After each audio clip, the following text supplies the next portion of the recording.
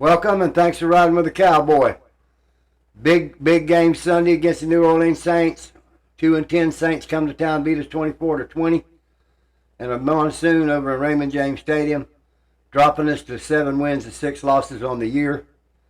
And a terrible effort by the team, both offensive, defensive, and coaching. The first kickoff return of the Saints went for 45 yards. It was a terrible effort. It was a rookie quarterback, scored 2 touchdowns on us on the ground. It was as bad a game as I've seen the Tampa Bay Buccaneers play in 7-8 years. It was a terrible game. They showed no passion for the game. They didn't tackle well. They didn't get to the quarterback well. The offense stunk. Baker Mayfield's passes was overthrown, and the ones that weren't caught. To lose to a team that only won 2 games and has lost 10, and to come into your house in a must-win situation and beat you in front of your home crowd 24-20, it was terrible. The shooting of this show right now tonight is a day before tomorrow's game against the Atlanta Falcons on Thursday Night Football. It'll be televised on Amazon Prime, but for all our Sports Talk the Cowboy fans, you can pick that up on Channel 13 WTVT. It will be aired for us to watch because a hometown crowd gets it to be televised in their market. So we'll be able to watch the Falcons play the Bucks tomorrow night in a must-win game. There's only 4 games left. We got the Falcons tomorrow night. We got the Panthers a week from Sunday. And a week from Sunday, we got the Dolphins, and the last game of the year is against the Panthers. The Panthers are tied with us at this point. We're getting down to the nitty-gritty. These last 4 games. And tomorrow night is a must-win for the Bucks. The rest of the games are must-wins for the Bucks. I've been asked all week, what's wrong with the Buccaneers? When you lose 6 out of 7 games, something definitely wrong with your team. When you are 6-2, leading the NFC in a record, and drop 6 out of 7 games in losses, something is definitely wrong with your football organization and team. Number one, I think our offense is sluggish without any receivers. I think Baker Mayfield is injured worse than was expected, even though he says he's not as hurt as he is. I don't think he's up to where he was the first few games. I don't think we have a substantial running game that can be used on a regular basis. We have spurts. Bucky Irvin had a good run for a touchdown last week. And we've had some days where we've had some running plays that have been successful. But the mass majority of our running plays are terrible. I'll give you a perfect example the other day of the Buck game. We were 4th and 1 in a critical situation where we had to get a first down. 1 yard to go. We're going to go for it. We swing the ball backwards to Bucky Irvin 4 yards in the backfield. So that means he's got 5 yards to make. That is a coaching decision gone bad. I don't think that our offensive coordinator, Grisard, is doing a good job as offensive coordinator. I'm not alone. I don't think Todd Bowles has the pulse of this team, and I think he's in serious trouble as a head coach. I'm not wrong. There's a lot of people believe the same thing. If Todd Bowles winds up losing these last 4 games as a head coach, and we don't go to the playoffs after leading the division the first 6 weeks of this year, I think Todd Bowles will get the 3rd prize, which is unemployment. Okay?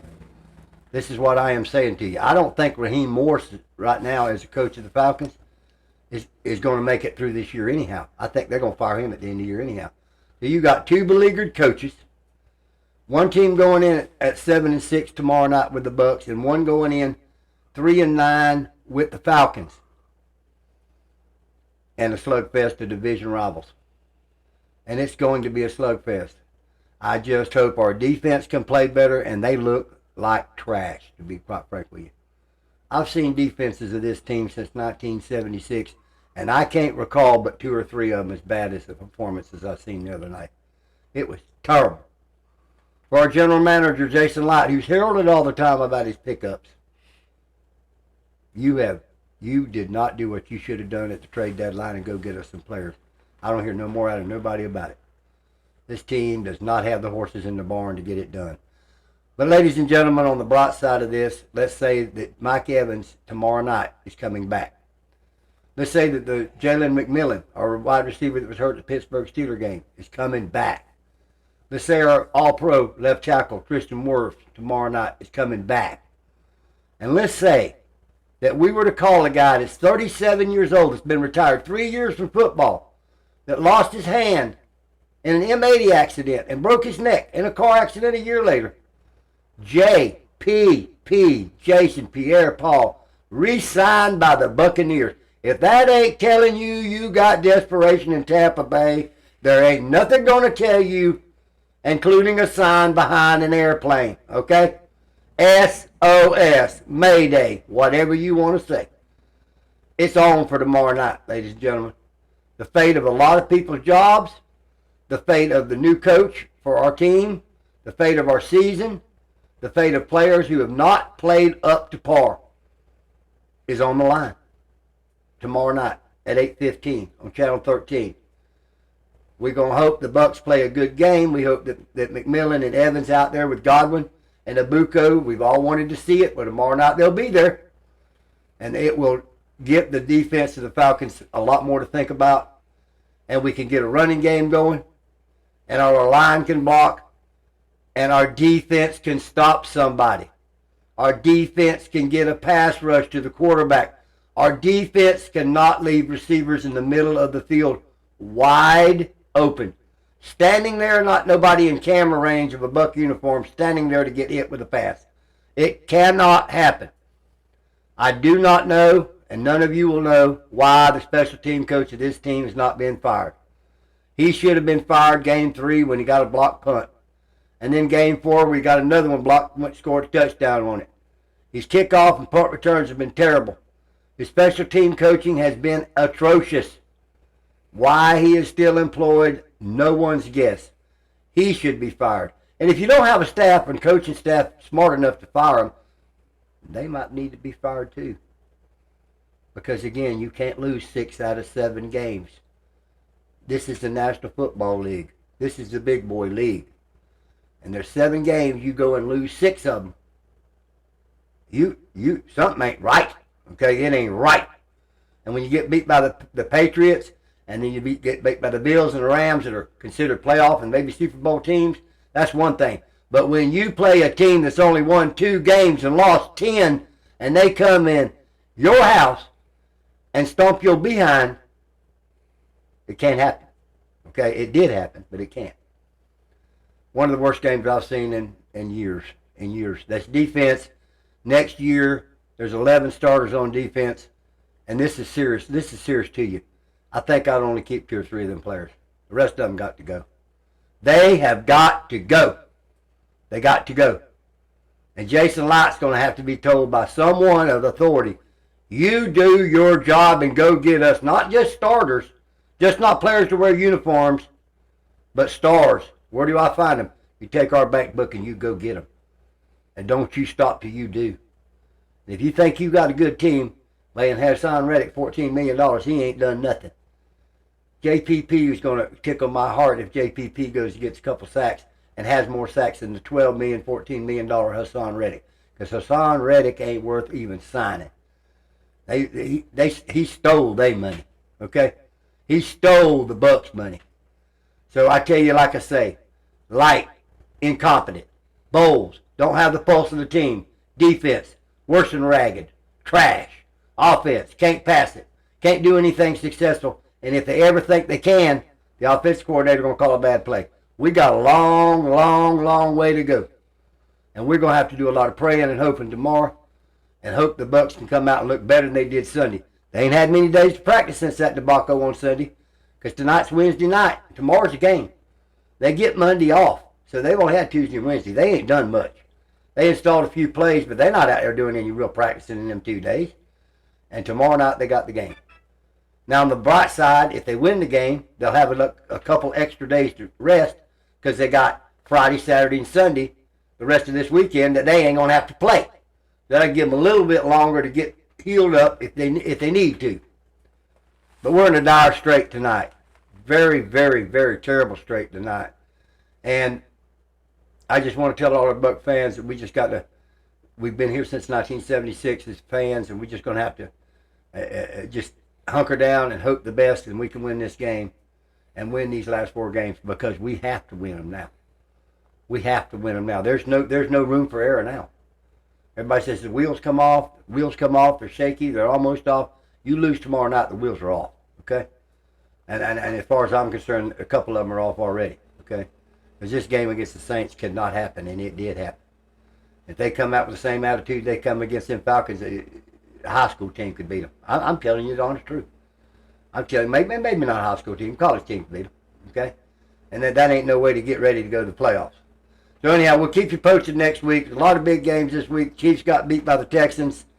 The Bills beat the Steelers in a tough game. The Ravens lost to the Bengals in another game. A lot of games, a lot of changes in the standings in the NFL this last week, and there'll be even more this week. Getting closer to the end. I still got the Rams number 1 in my power rankings. I've got the Seahawks as number 2 in the NFC. I got the Packers number 3 and number 4 still up in the air, probably the Eagles. But in the American, I've got the New England Patriots, and I've got the Denver Broncos and the Los Angeles Chargers. Those 3 teams are the Houston Texans in number 4 and the Jacksonville Jaguars in number 5. So it's a lot of good play out there. And the Chicago Bears number 5 in the NFC, by the way. Cowboys rankings this week. But we're going to go to your questions tonight. And the first question tonight is, do I think that, this is from Ann from Frost Roof, do I think Baker Mayfield's hurt? And I do believe Baker Mayfield's been hurt. He's still hurt. His throws are a little bit up, a little bit down, a little bit to the left, a little bit to the right. He does not have the accuracy he had at the first of the season, and he's not running like he is. And I believe even though he says he's 100%, just because he's a tough guy, I don't think he is. Myself personally, that I am not a physician, can't play them if they're hurt. But if they tell them that they're not hurt, they let him out there and play, especially at quarterback, when he's throwing the ball, you can see the balls aren't going where he wants them to go. Of course, I understand it was a monsoon over there Sunday and a monsoon rain, but we've seen him not looking too good the games before that. There wasn't a monsoon rain. And there's not going to be one tomorrow night, Ann. Okay, so we'll keep posted on that, watching the game tomorrow night, see what his throws are, if he hits the receivers. Okay, if he hits the receivers instead of making them jump up to the left or the right, if he's on target. And count the ones he's on target, and we'll get a little bit better idea about next show. And I'll mention your question again next show. And God bless you for your question, Ann. And the next question is from Rodney. And Rodney wanted to know what I thought about bringing JPP back. Rodney, JPP is the son of Haitian immigrants from Haiti. His mother and father were janitors. He got a football scholarship to the University of South Florida Bull football team in Tampa. In poverty his whole life. And he got drafted by the New York Football Giants and won a Super Bowl as a defensive end. He was on the precipice of getting a lot of money when he was down in Miami on the 4th of July, and he threw an M80 firecracker that blew 3 of his fingers off. And at that point, the Giants said, well, we're not going to give you a bigger contract. And his playing career supposedly was going to be through. But he kept persevering. And Jason Light went and got him and brought him here. And he won a second Super Bowl as a leading sacker in the Super Bowl against the Kansas City Chiefs, sacking Patrick Mahomes 5 times during that game of the Super Bowl. A year later, he breaks his neck, and they say he won't walk again. 2 months later, he's out playing football for the Tampa Bay Buccaneers. I don't bet against Jason Pierre-Paul because he's a freak. He's a good freak because he's our freak. And anybody can come back from all that, come back the way he's lived his life, and he gets in that locker room, he's going to get these boys on that Tampa Bay Buccaneer football team fired up. And if we're paying him a couple $100,000 or whatever we're paying him for 4 games to get him fired up, God bless him for coming. But it just goes to show you that Jason Light, the general manager, knew we didn't have that fire in that locker room. He knew we didn't have no edge rusher. When he hired Haason Reddick, and he'd been laying up on the sideline all year long with some injury, okay? And even if he's in there, you don't even see him. So if Jason Paul can go out there and get 1 sack, he's got as many as Haason Reddick's got all year. So I say go for it. Go for it, JPP. I don't have no problem with it. Those players that try to rush for the Tampa Bay Buccaneers are terrible. They're terrible.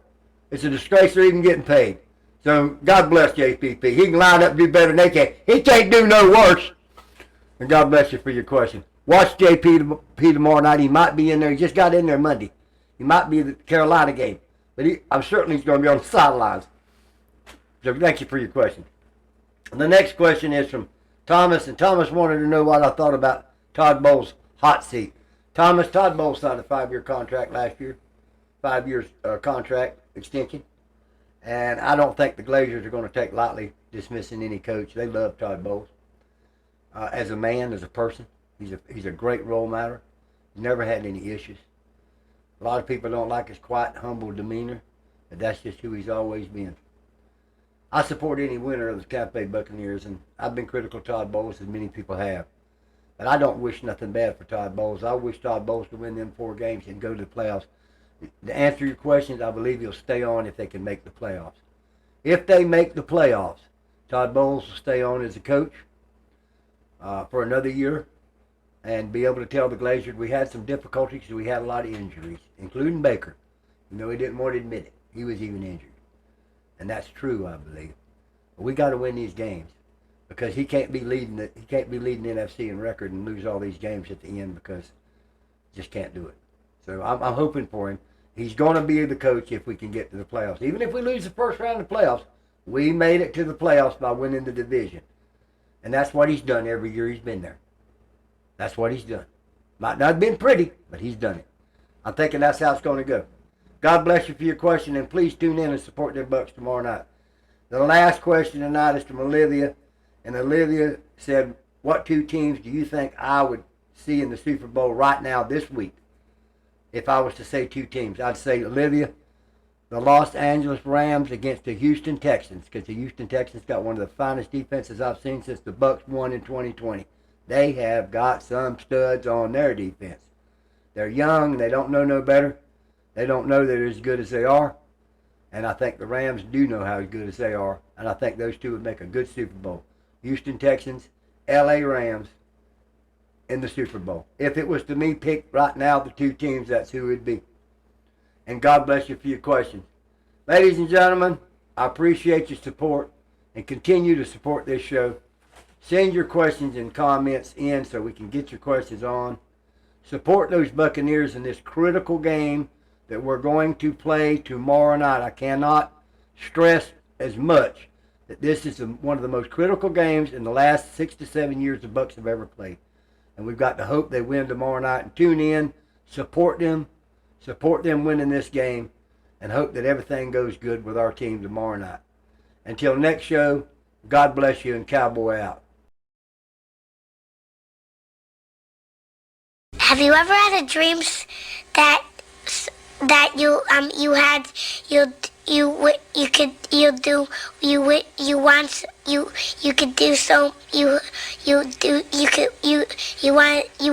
him to do you so much you could do anything?